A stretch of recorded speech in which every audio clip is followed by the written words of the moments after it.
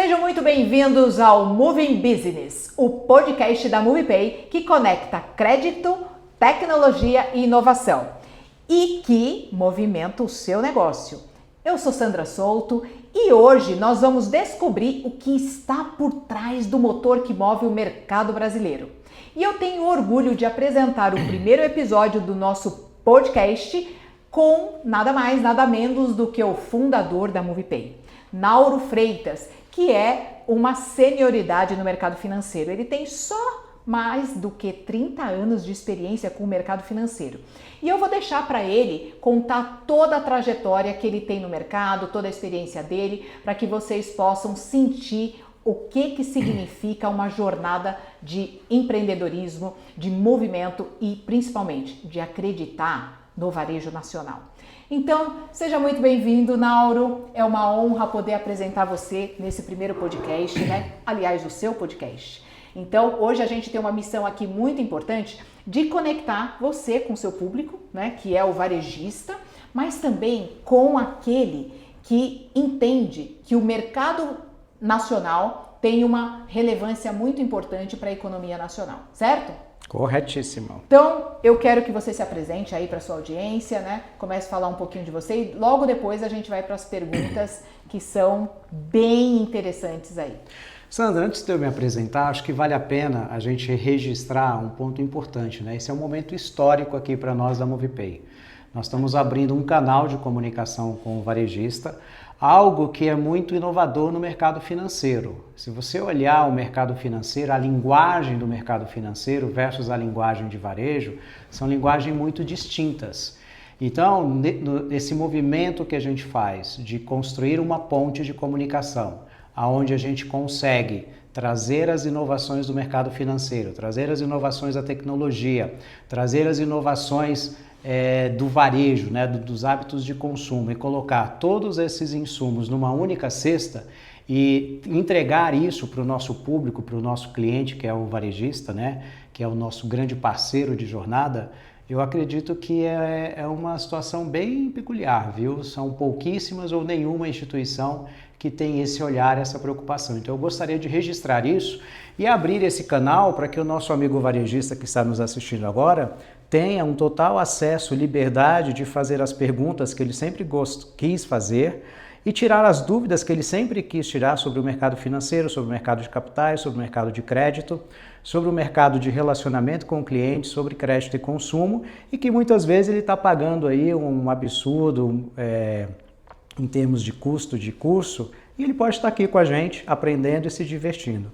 Então eu gostaria muito de registrar isso e fazer um convite a você, meu amigo varejista, que acompanha a gente no início dessa jornada. Esse é só o pontapé inicial. Muito bom, Nauro. Eu me sinto privilegiada por estar junto com você abrindo esse canal, né? A gente vai abrir muitos detalhes aqui do que significa essa jornada, entrar mais a fundo, trazer não somente eu aqui, o Nauro, né? Eu como hosting do podcast, mas o Nauro como um especialista, né? Um expert nesse mercado, mas também outros jogadores, né, desse mercado mais amplo mundial que fala a linguagem do varejo. Então você é muito bem-vindo, varejista, você que está aí, né, na jornada buscando realmente fazer a diferença no nosso país. Então uma honra e eu vou seguir aqui uma jornada, né, porque nós criamos aqui 4 blocos bem especial, né, com um questionamento mais profundo sobre a jornada do Nauro e o que fez da MoviePay ser tudo isso que você falou.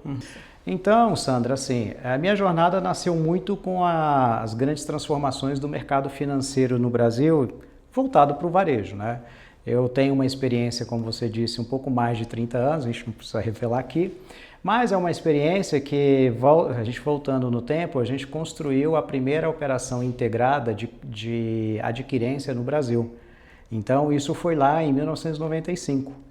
E naquele momento, que foi a primeira cenário brasileiro, onde nasceu uma instituição, que na época se chamava VisaNet, para poder integrar todo o processo de pagamento da bandeira Visa, e do outro lado nasceu a rede com a Mastercard lá, aquilo ali me trouxe uma pergunta muito importante, porque foi um ato estruturante do mercado financeiro, e ao mesmo tempo foi um ato que eu percebi qual era o papel de cada jogador naquele cenário que estava se montando, né? E o primeiro detalhe que eu observei é que o principal jogador não era o mercado financeiro. O principal jogador era o varejista. Porque ele tem ali a loja, ele tem o relacionamento com o cliente, é ele que faz nascer toda a transação, né? Todo o processo de crédito, todo o processo de compra. Então ele é o grande impulsionador disso. E ao mesmo tempo que eu vi o varejista como grande impulsionador, como grande canal de distribuição, como a grande linha de frente do mercado financeiro, por uma razão muito peculiar aqui, né, é o que pagava a conta também.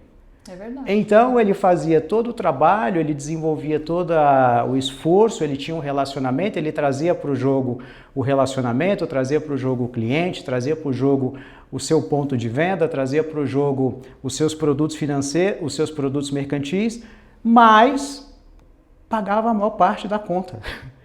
E aí, anos depois, eu fiquei com aquilo na cabeça, né? Eu era pequenininho, como diz a turma lá de Minas Gerais, eu era pequenininho lá em Barbacena, e eu ficava muito atento a esse jogo, e é por que essa conta ela não era melhor distribuída, ela não era melhor dividida. E os anos foram passando, essas empresas de adquirência, nada contra, né? Não estou julgando ninguém aqui não, porque cada um nas suas competências fazendo o seu jogo. E elas se tornaram grandes players de mercado, tiveram lucros exorbitantes, fruto do trabalho e do jogo que ela desenvolveu. Mas eu olhava o varejo e sentia que ele tinha pouca ou nenhuma atenção do ponto de vista de distribuição dessa riqueza. E foi a primeira vez que eu comecei a perceber que o mercado, a gente tinha a oportunidade de construir um mercado financeiro, um mercado de crédito, onde pudesse haver uma distribuição de crédito mais justa, de acordo com o esforço de cada um. E isso ficou na minha cabeça por muitos anos. Vamos entender, eu vou pegar partículas aí, partes, né, da verdade da tua fala e trazer para uma jornada onde a gente realmente possa trazer toda o que fez você chegar até aqui. Porque com certeza, Nauro, você vivenciou aí todo o seu sonho, começou, mas você não chegou até aqui na MoviePay sem cicatrizes, né? Então eu queria que você trouxesse também, não só a sua jornada de trabalho, mas que você falasse um pouquinho do Nauro. Sabe, onde você nasceu, o que você experienciou, por onde você passou, né, que te trouxe essa indignação. Porque quando você conta essa história de que o varejo, você já percebeu esse varejo, você já está aqui na MoviePay. Eu queria trazer um pouquinho isso para trás, né, dentro da sua carreira, onde você sentiu que verdadeiramente o mercado financeiro te levaria a construir a MoviePay. Ou não, ou você nem imaginava da construção da MoviePay. Não, nem imaginava. Nem imaginava, porque é aquilo que eu estava comentando com você, né? Nesse momento começou a ter uma percepção diferenciada do que estava acontecendo. E eu percebi que não era não é só o jogo do varejo. Diversos jogos de negócio, nem sempre aquele que mais se dedica, ou que mais trabalha, ou que mais produz a riqueza, a produção dessa riqueza fica na mão dele. Isso é uma característica de diversos tipos de mercado. Então aquilo para mim só aflorou do tipo assim, poxa, tem um ponto aqui especial. E aí eu continuei minha jornada no banco, em bancos, e sem uma comunicação, uma interlocução muito clara com o varejo. Então passei essa jornada aí de mais de 30 anos trabalhando com cartão de crédito, trabalhando como adquirente, trabalhando em operações de meio de pagamento de pré-pago, refeição convênio. E quais foram essas empresas? Você pode citar, sim, as empresas, né? Você falou aí, né? Sim. Você falou de Visa, mas como é que começou? Me conta um pouquinho assim, até para todo mundo ficar sabendo, né? Eu já sei, obviamente, né, da história do Nauro, mas o nosso papel aqui é esmiuçar, né? O que faz mesmo e falar de você como CEO de todo esse negócio, expert. Como é que nasceu, né, tudo isso? Porque muita gente pensa, é importante a gente saber disso, que muitas das pessoas pensam que algo assim se constrói do nada, né? É uma jornada, né? Quem conhece a tua experiência é uma jornada. Aí a gente tem que ir a um outro momento na minha adolescência, onde eu sempre fui uma pessoa apaixonada por tecnologia, né? Enquanto na minha fase de adolescência, todo mundo estava pensando na bicicleta, em dirigir o carro do pai, eu estava preocupado em comprar um computador TK2000. Então, quem sabe do que eu estou falando já está sabendo que na década de 80, né? Então, a minha preocupação era essa. Eu sempre fui uma pessoa apaixonada por tecnologia. Eu sempre entendi que a tecnologia construiria processos disruptíveis. Eu sempre soube que a tecnologia ia encurtar, resolver problemas, diminuir distâncias, facilitar, trazer conveniência para as pessoas. E isso é uma coisa que eu não sei explicar, veio comigo desde sempre. Eu lembro a primeira vez que eu andei de escada rolante, foi a coisa mais incrível. Penso numa pessoa que nasceu numa fazenda e viveu muitos anos, muitos não, né? Alguns anos com energia abastecida por gerador e de repente chega numa grande metrópole como São Paulo, vai andar numa escada rolante de metrô. Cara, isso é sensacional. Então essa coisa, e ver o metrô, ver a tecnologia, isso foi um despertar muito grande, né? E aí eu acabei indo para o mercado financeiro, trabalhar em banco, e na época eu trabalhei no primeiro trabalho, foi no Banco Nacional. E o Nacional, na época, era um banco ícone. Ele tinha uma vinculação próxima aí do Ayrton Senna, que foi um grande corredor de Fórmula 1, e existia uma paixão nacional, né? Foi um momento muito importante na década de 80, na década de 90, que foi exatamente o momento que eu entrei no banco. E aí, eu entrei no banco, o que eu escolhi? Eu escolhi meios de pagamento, porque na ocasião a gente fazia transações no Matapuga, né?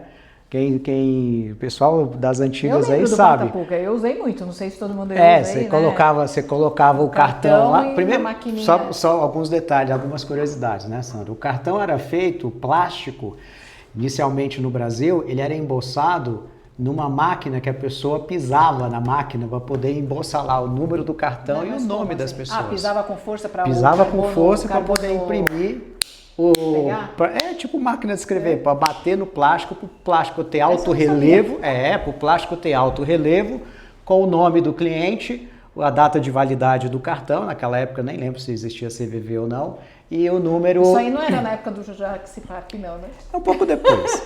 Mas funcionava, mas para você ver que a tecnologia, de novo, ela nasceu para trazer conveniência e resolver problemas. Verdade. Então, naquele momento, era necessário fazer o plástico daquele jeito, porque você tinha o Matapuga que, na verdade, fazia uma leitura em alto relevo daquilo, né?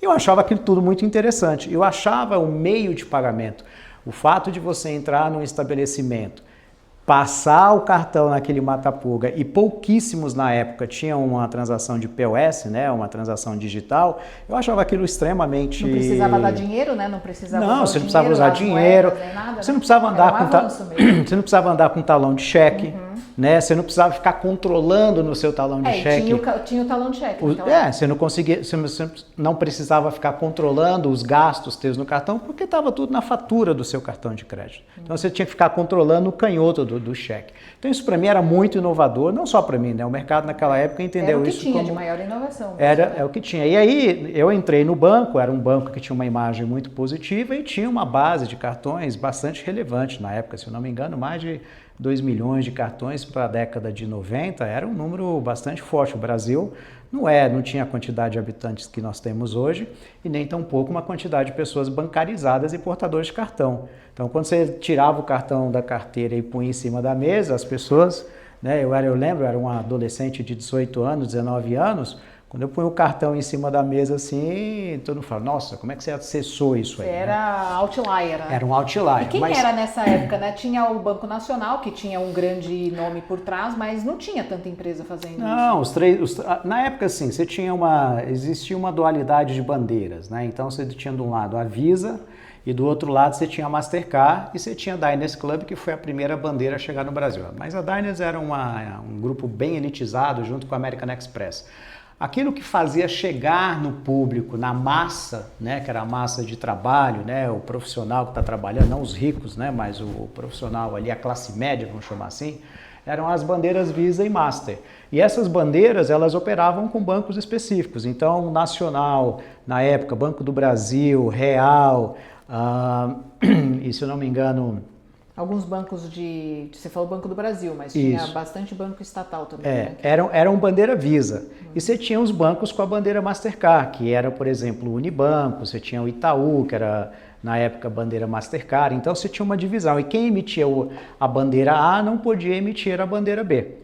Então, eu entrei no mercado exatamente com essa dualidade de bandeiras, mas vários bancos jogando o jogo de ser um emissor de cartão e também de ser um adquirente, ou seja, eu credencio a minha rede de estabelecimentos. Então, você tinha na época, por exemplo, um estabelecimento que ele estava vinculado à bandeira Visa pelo Banco Nacional, mas ele poderia correr lá com o Bradesco, negociar uma taxa e prazo e sair do Nacional e ser Visa no Bradesco. Então, o que é os bancos naquela época? E aquilo ali causou um pouco do que está aparecendo, que o mercado sempre tem os seus movimentos cíclicos, né? Hoje em dia, trazendo para a nossa realidade contemporânea, você tem hoje uma briga muito forte de taxas de bandeira com os diversos adquirentes. E é muito comum as negociações durarem menos que um ano, porque você negocia com um contrato de adquirência 1 ano, negocia uma taxa de desconto, sei lá, de 5%, 6%, e dali a pouco você está trocando de adquirente porque apareceu um outro adquirente com uma taxa menor. Então esse oceano atualmente é um oceano vermelho, onde esse rouba-monte de levar a rede de estabelecimento de A para B está acontecendo de forma bastante sistemática na economia atual. Isso acontecia também lá na década de 90. E foi exatamente porque esse movimento estava acontecendo, mas com uma quantidade de jogadores menor, porque eram menos bancos naquela época, eram menos adquirentes, decidiu-se criar a VisaNet. E o que era a VisaNet? Era a junção de toda a adquirência Visa no Brasil. E aí os bancos que eram bandeira Visa deixaram de negociar diretamente com os estabelecimentos e passaram a negociar especificamente com a VisaNet. E esse movimento da VisaNet fez com que todos os bancos que eram bandeira Visa, na época, sei lá, tinham 6, 7 bancos grandes, que foi tudo centralizado na VisaNet. Eu participei desse projeto. Eu era muito jovem, eu era um cara de projeto de tecnologia. Então, eu quero até dizer de novo, né? Esse primeiro bloco é muito interessante a gente entender você, Naldo, sabe? Você falou aí da sua juventude, muito emblemático isso que você falou, seu primeiro contato com tecnologia, ser uma escada, né? Uma escada rolante, isso é bem emblemático. Então, nesse momento, vê se eu entendi e compreendi o que você falou, né? Você estava sendo forjado a entender o que já era gigante na tua época. Exato. Né? Esse mercado, você entrou, mesmo que, né, pequenininho lá em Barbacena, né, novo, introduzindo todo o processo, você entrou dentro de guerra de gigante. Exato. Né? Você foi introduzido no ambiente onde você teve já conexões com coisas que eram disruptíveis para a época, né? Tanto porque eu acredito que os Estados Unidos, por exemplo, que a gente sempre imitou muito, né, o que acontecia lá, já estava bombando para essa coisa acontecer aqui. Então, nesse critério aí, né, que você entrou dentro desse contexto, né, do Banco Nacional e foi para uma jornada aí, como você está contando, para a VisaNet, né? Como é que você estava nessa ocasião? Né? Você já estudava o quê? Fazia o quê? Você se conectava com o quê? Qual era a tua networking? Até pra gente entender como você pensava, sabe? Assim, para saber a conexão disso, que eu acredito que tem bastante, com, né, o contexto da MovePay hoje. Porque tem muito do CEO hoje, do co-founder da MovePay, conectado com esse passado. Então é importante a gente tirar isso, né? Porque você trouxe bastante evidências do teu inconformismo, né? De que tecnologia fazia parte da sua vida, mas você foi inserido no contexto que eu acredito que ele forjou você. Sem dúvida. Né? A MovePay hoje, ela é resultado de uma jornada vamos falar aí de 40 anos, 45 anos de aprendizado e uns 30, 35 anos de profissionalismo. É isso. Então, o final é isso. Mas é interessante, Sandra, porque naquele momento, eu tinha na casa aí de 18, 20 anos, eu já tinha uma formação técnica, eu me tornei programador, né? Mas eu tinha muito uma visão de negócio. Eu sempre fui uma pessoa muito observadora. Sempre fui uma pessoa muito... Tinha um tino para poder encontrar algumas oportunidades, perceber as diferenças e a cada brecha que a vida estava trazendo, eu aproveitava essa brecha e me apoderava dela. E foi por isso que eu saí de uma fazenda, vim morar em São Paulo, fiquei chocado positivamente com uma escada rodante, com o metrô, mas também, ato seguinte, X anos depois, eu estava dentro de um dos maiores bancos no Brasil, trabalhando numa operação de meios de pagamento, que é uma coisa extremamente específica, e que eu acredito que na época, como hoje também, é o desejo de muita gente. Né? Era o desejo aspiracional de muita gente. Então, nesse aspecto, eu acho que a vida foi muito bondosa comigo, porque ela abriu as portas, eu aproveitei e fiz o jogo que tinha que fazer. Mas voltando para esse cenário, respondendo objetivamente a sua pergunta, eu era essa pessoa. Eu era uma pessoa que estava focada em tecnologia, que amava tecnologia como eu amo hoje, muito observadora, né? Muito observadora e olhando o mercado financeiro não como um aspecto financeiro, mas a beleza que ele tem de você construir facilidades, de você construir, de ser moldável e de ser capaz de superar circunstâncias do ponto de vista de inteligência, de criatividade. Eu vou te dar um exemplo onde eu vivi um pouco disso. Nesse período, um dos primeiros projetos que eu fiz antes de entrar efetivamente na estrutura de meio de pagamento era facilitar o atendimento a cliente na central de atendimento do Banco Nacional. Na época, o Banco Nacional tinha um jargão que era quanto mais você usa, menos anuidade você paga. Hoje o mercado fala muito de não pagar anuidade, mas cobra por outros meios. E o Banco Nacional lá na época já falava, olha, quanto mais você usar o cartão, você não vai ter anuidade. Ele não inventava outras formas de cobrar, senão aquelas que já eram padrão, já eram padronizado.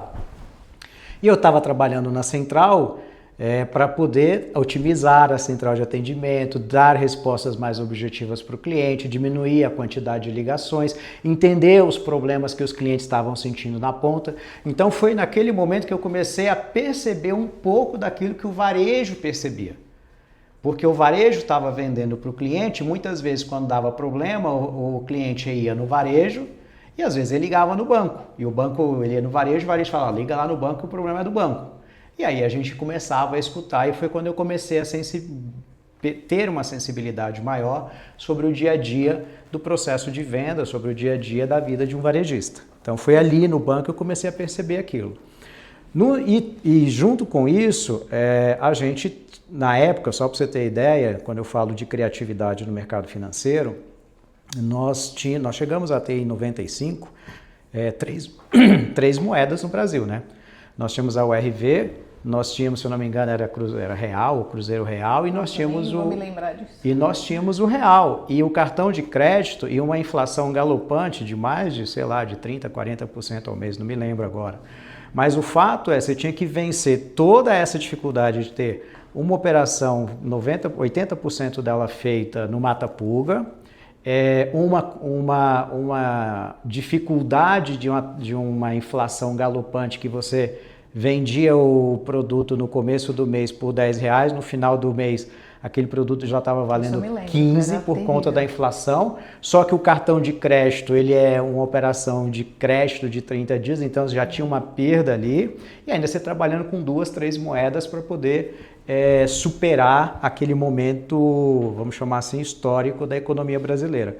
Então, tudo isso me ajudou a olhar os problemas como oportunidade. Olhar essas crises como, poxa, o que dá para fazer com isso? E ter muita resiliência, porque se você não tivesse resiliência, você não passava por isso, né? E como de fato o Nacional não durou muito tempo depois dessa mudança macroeconômica, né? Que aconteceu. Muitos varejistas quebraram no meio do caminho por conta do modelo econômico que o Brasil passou a ter. Então isso tudo me fez perceber o seguinte, que crise você tem que ter resiliência, e tendo resiliência é uma ótima oportunidade que a gente chama hoje de pivotar. Então vamos pivotar. E aí, fazendo uma ponte aí de mais de 30 anos, né? foi quando a gente fundou a MovePay. Nós fundamos a MovePay em 2020. E quando nós iríamos abrir a operação em 2020, o que aconteceu? Pandemia. Mas vamos lá, Mas né? só para... Não traz a ponte agora, né? Tá. Mas assim, até concluindo esse bloco, né, sobre você. Então eu vou entendendo, né, que hoje você tem, quando você fala que você tem toda essa envergadura do mercado financeiro, é porque você realmente pivotou ali, apertando o parafuso, desde entendendo a demanda do cliente, que você deve ter construído uma série de produtos com base nisso, né? Interpretando, porque o mercado ainda era jovem. Quando você fala assim do mercado de adquirência, não atingia todo mundo. Eu lembro dessa época que eu também estava no mercado de meio de pagamento, mas de outro jeito, que você fazer o processo de adquirência era um absurdo, né? Não era para todos. Isso era inclusive um diferencial competitivo, não era todo mundo que tinha acesso a receber cartão. Sim. Mas falando de você, né? Nesse momento, você jovem, né? Dentro de um meio de gigantes, num turbilhão de movimento, né? Onde o Ayrton Senna era o teu astro e é até hoje, né? A gente sabe disso. Uhum. Quando você faz essa passagem, né, e agora eu quero entrar nesse contexto da tecnologia, nesse momento você viveu a inovação, né? Hoje, para você, né, quando você fala, aí a gente vai entrar e eu quero que você fale um pouco mais, quando você fala de inovação mesmo, né, de tecnologia, que é a tua paixão, inovação, como é que você define a MovePay?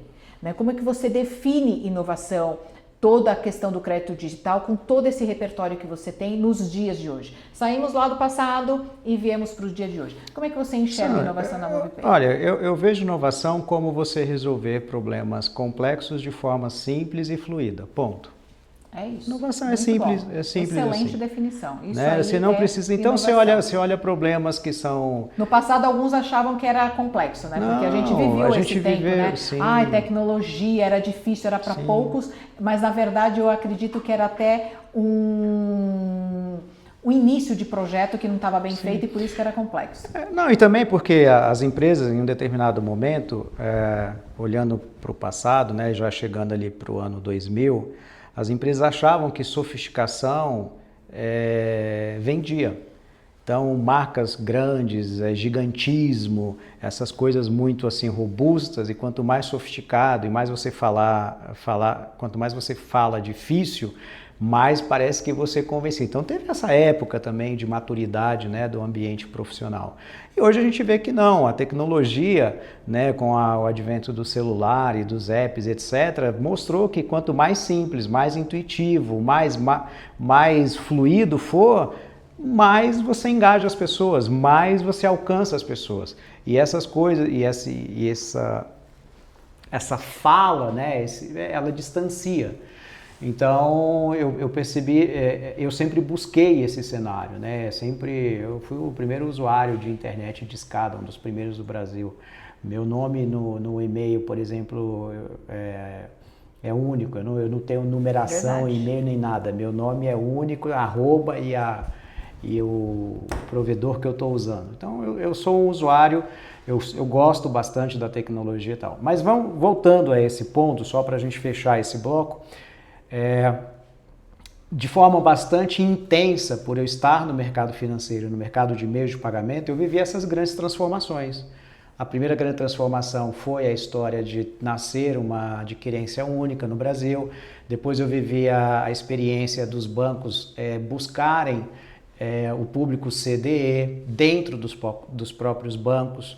Eu vi esse processo, aquilo que deu certo e muito do que deu errado, tanto é que muitos bancos hoje saíram desse segmento e abandonaram isso completamente e não atuam mais. Eu vi a movimentação de empresas novas surgindo para atender nichos focados para o público CDE e terem resultados melhores ou iguais que os bancos tinham. Vi a transformação digital, né, dos pré-pagos. Então eu não vivi só o mundo do crédito, eu vivi o mundo de benefícios, refeição convênio, vi o papel ser transformado em um plástico e esse plástico hoje ser transformado num aplicativo. Então esse mundo é o mundo que eu pertenço. Sempre teve alguns jogadores que eles não mudar, embora a tecnologia tenha transformado o processo, alguns jogadores não mudou as suas posições com relação ao rito do negócio. Isso muito importante. Só desculpa, eu estou falando com um varejista e ele vai entender isso. Porque quem pagava a conta no final? O varejista. Quem pagou a conta no final das adquirências, como paga até hoje? O varejista. Quem paga a conta do mercado de refeição convênio? O varejista. É verdade, a conta então, sempre acaba caindo. A tecnologia mudou, o método mudou, o sistema mudou, simplificou, barateou, alcançou mais pessoas, etc. E o varejista ficou naquela posição. Naquela posição de é o que fala, é o que tem menos voz, é o que é menos ouvido, é o que paga a maior parte da conta e é o que dentro do jogo é o maior, é o que tem uma grande força. Mas aí eu fui olhar o outro lado. O varejo também não se organizou para isso. Ele não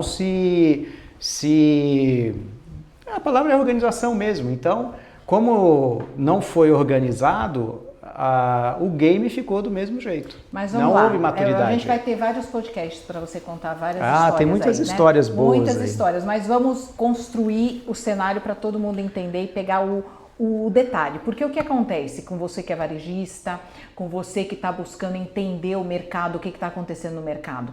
Todo esse repertório teve mudanças aí, como o Nauro falou, de modelo de meio de pagamento. Você legislação. falou, né? Nem falou nesse ponto, mas vamos aqui, né, para a gente fechar o bloco aqui.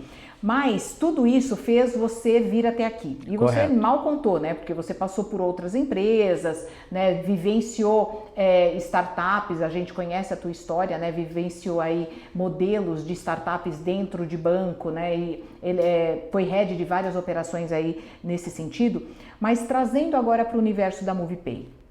Hoje na MovePay, qual é o seu principal desafio? O que você busca, né? Nessa conexão, tecnologia, inovação e essa revolta, né? Que tudo veio para o varejo. Como é que você imagina ajudar o varejo? O meu grande desafio hoje, Sandra, essa é uma pergunta muito boa, porque ela não tem nada a ver com tecnologia, ela não tem a ver com funding, ela não tem a ver com conhecimento do negócio, ela não tem a ver com nada. Ela tem a ver com uma cultura e uma mentalidade que foi instalada no varejo e que ele viveu durante eu tenho só 35 anos nesse mercado, né? Mas esse é um mercado que vem de uma longa data. Isso foi tão enraizado que quando você chega hoje para o varejista e fala, olha, a solução que nós temos é essa, funciona desta forma e a sua posição no jogo não é a posição número 10, é a posição número 1, ele não acredita. Ele tem crenças ele não rígidas, acredita. Né? Porque ele sofreu muito, ele não acredita, tem alguma coisa errada. É tipo assim, você acredita a vida inteira que o avião voa com asa. Aí um belo dia alguém mostra para você um objeto que voa sem asa, tem turbina, não tem asa. Não é possível. Então hoje o grande desafio nosso, meu grande desafio nas abordagens é o seguinte, mostrar para o varejista que ele não precisa ficar nessa posição, ele pode adquirir uma outra posição, ele pode confiar que essa posição que ele vai assumir realmente produz os frutos que a gente lista para ele, que a gente demonstra para ele como acontece, e aí muitas vezes ele não acredita, ele fica desconfiado, ele tem medo, o que você está querendo é isso. Então esse é o grande desafio. Mostrar para ele que ele é um jogador, ele já sabe que ele é um jogador importante, mas que ele está ocupando uma posição que não é legal. E mostrar para ele, levar ele para ocupar essa posição e fazer com que ele experimente essa posição. Esse é um enorme desafio. E aí é onde eu vou te dizer que 90% dos varejistas, colegas meus que são clientes ou não, que eu converso, até hoje eles têm dificuldade, alguns têm dificuldade em entender o jogo, em saber que a posição dele mudou e que ele pode agir de forma, ele pode ter resultados diferentes. Agora, aquele que já é nosso cliente, ele também não percebe de imediato. Ele demora meses, às vezes anos, para falar, poxa, agora eu estou começando a entender o que... Ele escutou, mas ele entendeu, mas ele não compreendeu. E você acha que essa sacada, assim, por exemplo, que você trouxe vários elementos aí, né? O varejo, essa crença forte nele, né? Mas ele tem um poder. Ele hoje sabe que ele distribui todos os bens de consumo, a maior parte dos bens de consumo vem através do varejo, seja através da internet, seja através do ponto físico, né? Mas por que você acredita que ele não crendo de que ele é tão importante assim, como é que você acredita que o crédito digital da MoviPay hoje pode fazer vez e até tirar uma fatia do cartão de crédito, porque hoje ele vende, na maior parte das vezes, com cartão de crédito, né? Ele está inserido dentro dessa cultura. Quando você fala que ele não acredita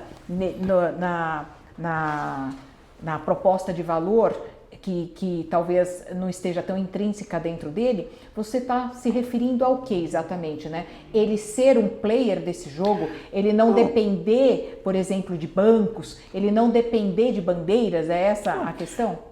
São questões assim estruturantes. A primeira questão é uma questão, é um modelo mental de comportamento.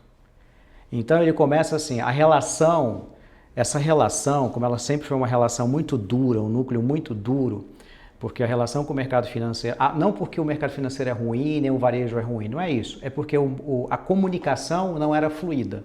Dado que a comunicação não era fluida, a relação era dura.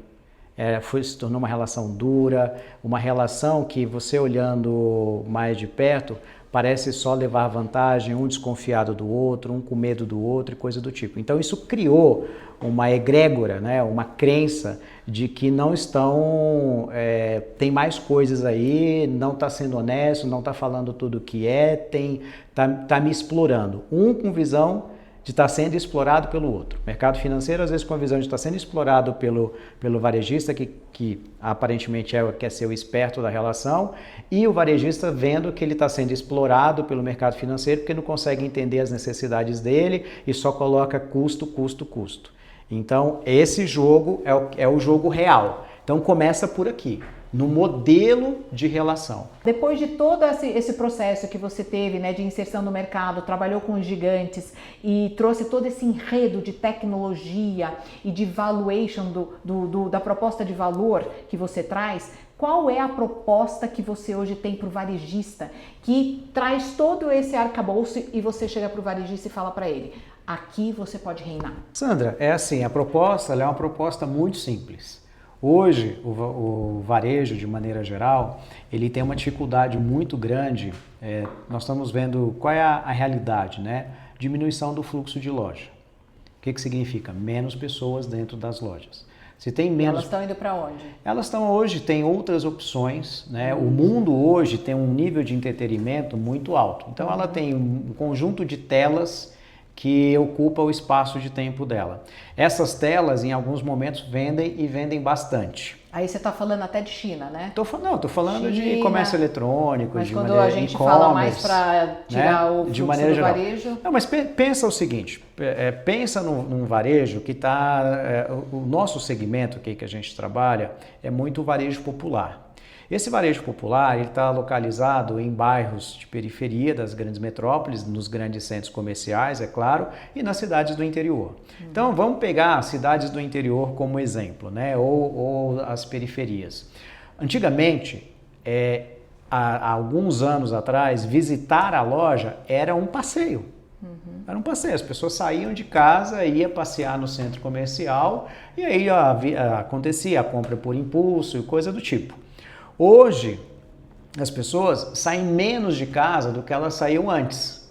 Por quê? Porque hoje ela tem um nível de entretenimento direto do sofá dela, né? Não, ela tem um nível de entretenimento dentro de casa muito maior. Antigamente ela tinha uma TV com 3, 4 opções de canal que ficava repetindo a mesma coisa. Hoje ela tem uma tela de celular que tem infinitas assuntos lá dentro para ela ficar horas e horas ali, e quando ela percebeu, o dia passou. Então o dia passou, ela nem comprou no celular e nem comprou na loja, porque ela ficou ali em outro lugar. Né? Então isso tirou um fluxo de pessoas de loja. Somado a isso, você teve o aspecto do e-commerce no Brasil, que cresceu de uma forma significativa, e chegada de outros grandes varejistas aí com facilidades de compra e com vencimento de problemas logísticos, né? Então hoje isso também tirou uma segunda fatia. Então é menos gente fazendo visita na loja. E aí o que aconteceu? Você acabou tendo que vender mais para o mesmo cliente. Porque para você aumentar o seu faturamento, se você está diminuindo a quantidade de cliente que está transitando no seu salão de loja, você tem que vender mais para o seu mesmo cliente. E a única forma de você vender mais para o seu mesmo cliente é um negócio chamado crédito, porque crédito é a única ferramenta que estica o bolso do cliente. Não existe outra. Concordo com você. Entendeu? Aí vem a outra pergunta: quem dá crédito? Né? E aí você tem os bancos, né? O mercado financeiro dando crédito por meio de bandeira, por meio de cartão de crédito, coisas do tipo, e você tem um crédito pessoal, um crédito próprio que você também pode dar crédito. Só que dar crédito é um projeto bastante peculiar. É um projeto muito profissionalizado, é um projeto que envolve muita tecnologia, é um projeto que envolve risco, é um projeto que envolve inovação. Quer dizer, tudo aquilo que eu conversei com você, que eu te contei um pouquinho da minha história, envolve um pouco de tudo aquilo. E nem sempre o varejo tem essa condição. Então ele fica em que situação? Muitas vezes, eu vou usar a palavra aqui entre aspas, mas ele fica refém do crédito massificado. Então ele fica refém de todas as instituições que emite o cartão de crédito com a bandeira e ele vai lá e vende na bandeira e ele fica refém porque ele tem baixo poder de negociação de taxa, de custo da operação, e aquilo é só custo, ele tem baixo poder de negociação com relação ao crédito que é dado para o cliente, baixo ou nenhum, na verdade, porque não existe nenhum varejo, não vai ligar. Você chegou para comprar com o seu cartão de crédito do banco A e o varejo vai pegar o telefone e ligar lá para o seu gerente do banco e pedir para aumentar seu crédito porque você quer levar uma compra maior. Isso não existe. O que existe é que a compra vai ser negada e você não vai vender e o cliente vai ficar chateado. Então... Mas aí a proposta de valor da MovePay, ela quebra todas essas crenças e promove eu estou entendendo o que você está falando, que promove uma redução desse desafio que... ou até extingue, né? Porque se reduziu o número de visitantes na loja, aumentou o acesso através de outros players ou de outros canais. O crédito, ele aproxima, pensa na equação. O que é mais fácil? É mais fácil eu trabalhar com crédito e trabalhar melhor esses clientes que estão chegando aqui na loja, que já estão no salão, ou é mais fácil eu entrar na tela e competir com o cliente que está sentado lá na casa dele, com 2, 3 telas na cabeça dele? É muito mais difícil esse processo. Então eu tenho que aproveitar o cliente que entrou na loja, assim, como se fosse a última gota de água do deserto. Eu não posso deixar esse cara sair de lá. Então, quando esse cliente entra com cartão de crédito bandeirado e ele não consegue, deixou uma parte da mercadoria dele em cima da loja, em cima do balcão, porque ele não conseguiu comprar porque ele não tem limite, varejista, eu tenho que ter uma dor, ele tem essa dor hoje, enorme em relação a isso. E aí, é aqui que a gente traz uma solução para essa dor. Porque ele não precisa depender só disso. Aí, então, a solução da MovePay, o que você criou, foi um caminho mais rápido, né? Falando Perfeito. Aqui, né, o que o Nauro representa dentro da MovePay? Essa redução de distância, né? E falando aqui, indo para os nossos finalmente, né? Se você tivesse que hoje dar uma dica preciosa aí para o varejista, né, sobre ele adquirir a própria ferramenta dele e não perder a oportunidade na hora do pagamento, qual seria a tua dica que inclusive engloba, né, aí o crédito digital, engloba a oferta mais que perfeita que a MovePay tem nesse contexto da dificuldade do varejo nacional fazer a retenção do cliente? Face até os gigantes aí, né, Shein, Shopee, como é que você preserva esse mercado tão vasto que a gente tem e ao mesmo tempo até correndo determinados riscos que eu entendo que esse cliente corre com a proposta da MovePay? Sandra, a grande questão é sair da inércia. Precisa sair da inércia. Eu tenho que olhar aquilo ali e buscar uma alternativa. E o varejo ele tem buscado algumas alternativas que são alternativas boas, mas que não resolvem isso de forma definitiva. Exemplo, eu melhoro o salão da loja, para a loja ficar mais atraente, eu melhoro a qualidade do produto, eu faço mais propaganda nas mídias sociais, faço mais propaganda na cidade. beleza, isso tudo vai gerar atração. Mas se você não resolve o problema de ter uma alternativa de crédito para ele no momento que ele está fazendo a compra, para ele não deixar a mercadoria em cima do balcão e principalmente para você esticar o bolso dele, se você não faz isso, tudo que você fez vai pelo ralo. Muito bom. Eu gostei muito dessa frase que o Nauro trouxe sobre esticar o bolso do varejo. Porque do cliente, né, do cliente, né? Eu falo do varejo do contexto como todo, porque a gente entende mesmo que tem uma escassez. Por mais que as pessoas estejam, né, ávidas a comprar, ela não tem esse bolso esticado que você falou. Então eu acredito que a MovePay ela tem essa solução, né, de trazer esse conforto para quem busca esse crédito e principalmente para o varejo que tem condição de fazer essa oferta dentro da loja dele. Eu estou entendendo que é isso que a gente tem como oferta para fazer para o mercado.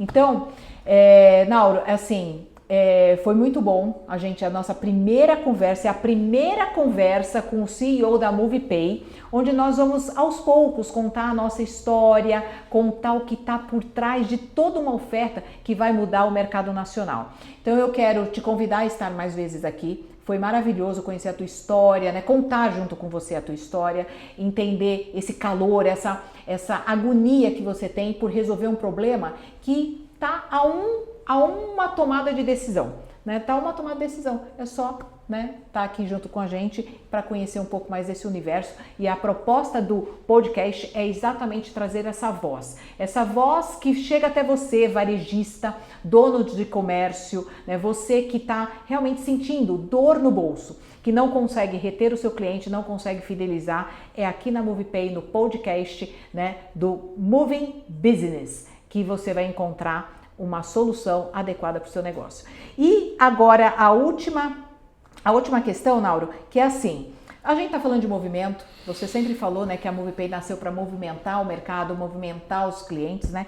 O que você deixa aqui? Qual é o movimento, o seu movimento de mestre que você deixa aqui como uma chave de ouro para a gente finalizar esse Olha, na episódio? verdade, assim, Sandra, é o movimento da indignação. Não espere, não vai cair do céu, não vai ter ninguém que vai fazer aquilo que você pode fazer por você. Ninguém. E foi esse exatamente o movimento que eu fiz, né? Lembra da minha história lá do início Sim. E da história aqui no final. Então eu fiquei indignado porque eu vi o player, então na verdade apliquei tecnologia, estou aplicando o modelo de negócio, estou aplicando o relacionamento para trazer um jogador que é importante da posição A para levar ele para a posição 1, por exemplo, né? A mesma coisa, meu amigo varejista, eu convido você a fazer isso. Faça a transformação, né, como o mestre budista faz no mundo, mas faça em você. Faça na sua loja. Modifique o seu modelo mental. Tenha a atitude de transformar e ousadia de ter uma alternativa de crédito para o seu cliente. A partir do momento que você tiver essa intenção positiva e que você tiver essa ousadia, a mágica acontece. É simples assim. Muito bem. Muito obrigada, foi uma honra fazer esse primeiro episódio com você. Obrigado. Descobri um monte de coisa, como por exemplo a escada rolante ser sua primeira pista de tecnologia, né? E eu já deixo aí o recado para que você possa distribuir esse podcast, né, para quem você conhece aí, para os teus colegas varejistas, né? E se inscrever aqui no canal, mas também deixar os seus comentários, a sua pergunta. Se essa mensagem chegou até você, não é à toa. Deixa a sua pergunta aqui, começa nesse movimento, porque vai dar bom, né? Eu me chamo Sandra Souto, sou a hosting aqui do podcast MovePay Business, fazendo a nossa entrega aqui para uma economia maior, para um mundo melhor, trazendo o universo entre consumidores ávidos do mercado nacional com o mercado do varejo.